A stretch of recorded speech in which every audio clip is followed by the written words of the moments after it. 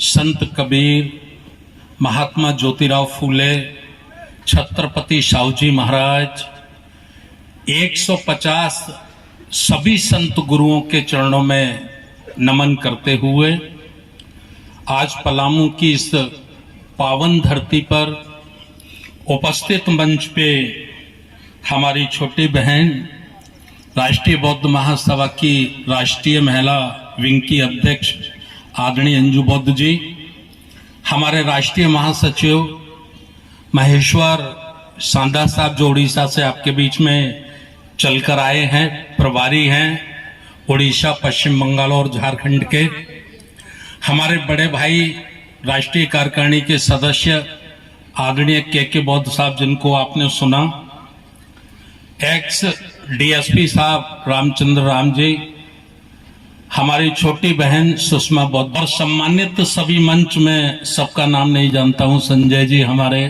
Doctor Virendra ji, सभी को मेरा सादर जय भीम, नमो बुद्धाय।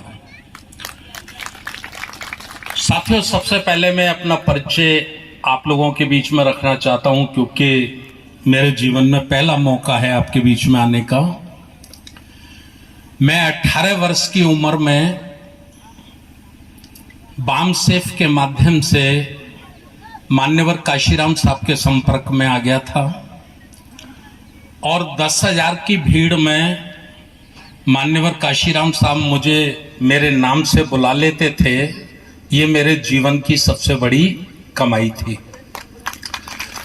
आदरणीय बहन कुमारी मायावती जी का बहुत आशीर्वाद मेरे ऊपर रहा है।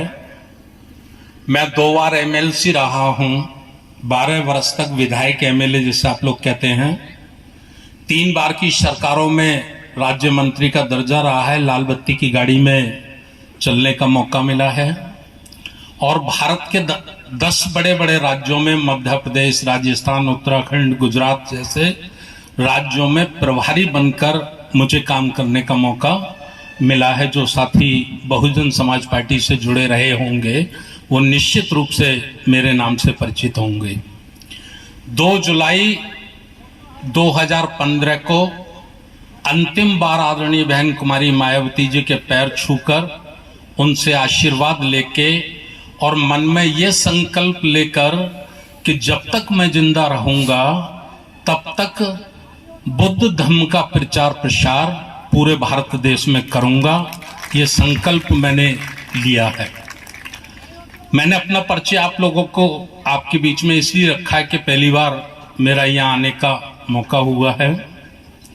हमारे संयोजक राम प्रसाद बौद्ध जी, संजय जी, डॉक्टर वीरेंद्र जी और उनकी सभी टीम जिनसे मैं नाम से परिचित नहीं हूं, जिन्होंने ये कार्यक्रम आयोजित किया है, मैं उनका बहुत बहुत धन्यवाद करना चाहता हूं कि उन्होंने झारखंड की धरती पर एक बहुत अच्छा, बहुत ही सुंदर और व्यवस्थित कार्यक्रम आप लोगों के बीच में किया है। मुझे उम्मीद नहीं थी कि इतना अच्छा कार्यक्रम अभी बहुत जल्दी में कर लेंगे, लेकिन आप सब लोगों ने इसमें तन मन धन से सहयोग किया है। इसके लिए मैं आप सभी का बहुत बहुत साधुवाद व्यक्त करता हूं, आभार व्यक्त करता हूं।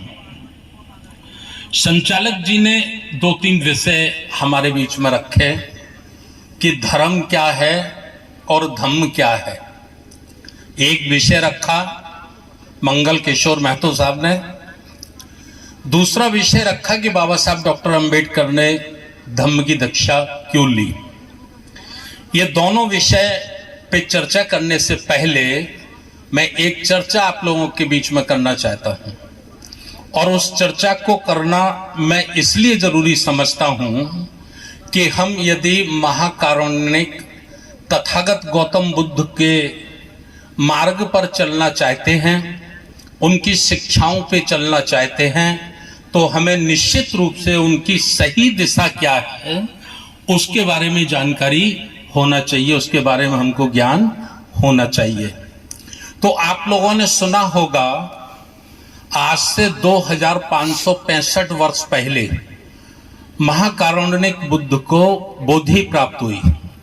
बोधि प्राप्त हुई, आप वहां पर बोधि प्राप्त हुई ऐसा हम लोग सुनते हैं।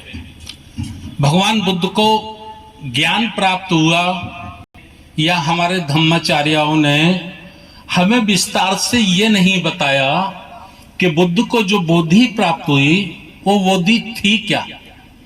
बुद्ध को जो ज्ञान प्राप्त हुआ था वो ज्ञान क्या था, उसको उसकी व्याख्या करके तो मैं समझता हूं कि हमारे धम्म गुरु से भारत में नहीं रख पाए। और उसी का ये कारण है कि हम बाबा साहब के 65 वर्ष धम्म दीक्षा को हो गए।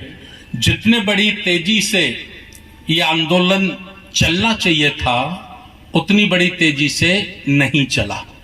तो मैं इसके बीच में आप लोगों से निवेदन करना चाहता हूं कि बुद्ध को जो बोधि प्राप्त हुई बैसाखी की पूर्णिमा की रात्रि को, जो उनको ज्ञान प्राप्त हुआ वो क्या हुआ। बुद्ध को ये ज्ञान प्राप्त हुआ कि दुनिया में ईश्वर नाम की कोई चीज नहीं है। बुद्ध को क्या बोधि प्राप्त हुई? दुनिया में ईश्वर नाम की कोई चीज नहीं है। कुछ मुट्ठी भर चालाक लोगों ने बहुत बड़े समाज का शोषण करने के लिए ईश्वर नाम का एक भूत खड़ा किया है, डर खड़ा किया है। यह बुद्ध को बोधि प्राप्त हुई और जिसे उन्होंने अपनी भाषा में कहा, बुद्ध ने कहा, क्या कहा? दुख है संसार में, दुख है।